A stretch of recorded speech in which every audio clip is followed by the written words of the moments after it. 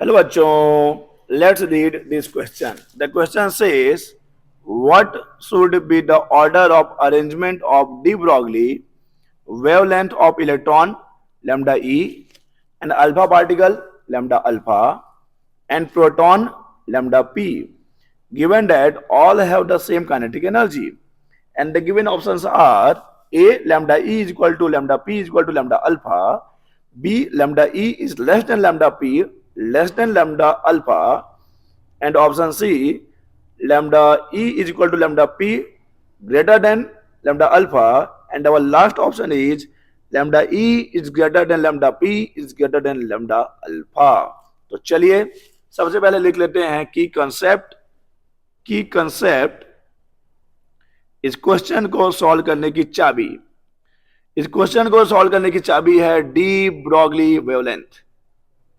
D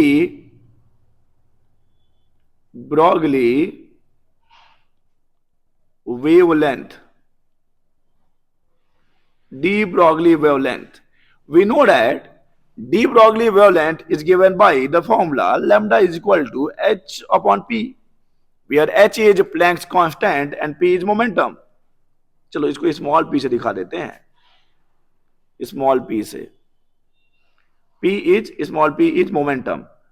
और अगर इसी फॉर्मूले को हम काइनेटिक एनर्जी के फॉर्म में लिखते हैं तो ये हो जाता है h upon root over 2me, where e is kinetic energy and m is the mass of the particle. तो चलिए इसी कॉन्सेप्ट को यूज करते हैं और इस क्वेश्चन को सॉल्व करते हैं और देखते हैं कि कौन सा ऑप्शन हमारा करेक्ट ऑप्शन होगा. अब देखिए क्वेश्चन में गिवन है कि डी ब्रॉगली वेवलेंथ जो कि हमारे पास है लैम्डा इज इक्वल टू, हम जो है काइनेटिक एनर्जी वाला फॉर्म लिखेंगे क्योंकि यहां पे क्वेश्चन में गिवन है कि काइनेटिक एनर्जी जो है सेम है. जब काइनेटिक एनर्जी सेम हो जाएगा, टू तो कांस्टेंट है, एच भी कांस्टेंट है, तो ये जो लैम्डा होगा वो मास रूट ओवर मास के इनवर्सली प्रोपोर्शनल हो जाएगा. रूट ओवर मास के इनवर्सली प्रोपोर्शनल हो जाएगा. और अब देखिए, और अगर बात करते हैं मास की, तो सबसे ज्यादा मास किसका होता है इन द गिवन लिस्ट ना, जहां पे हमारे पास अल्फा पार्टिकल है, हमारे पास प्रोटॉन है और हमारे पास इलेक्ट्रॉन है. हमको इसमें कंपेयर करना है. तो इसमें अगर सबसे ज्यादा मास देखें तो हमारे पास होगा मास ऑफ अल्फा सबसे ज्यादा है, उसके बाद मास ऑफ प्रोटॉन होगा और सबसे कम मास हो जाएगा मास ऑफ इलेक्ट्रॉन. तो अब चूंकि since lambda is inversely proportional to root over mass of the particle, जिसका मास ज्यादा होगा उसके लिए वेवलेंथ जो है वो कम होगा क्योंकि इनवर्सली प्रोपोर्शनल है. तो हमको कंक्लूजन क्या मिलेगा?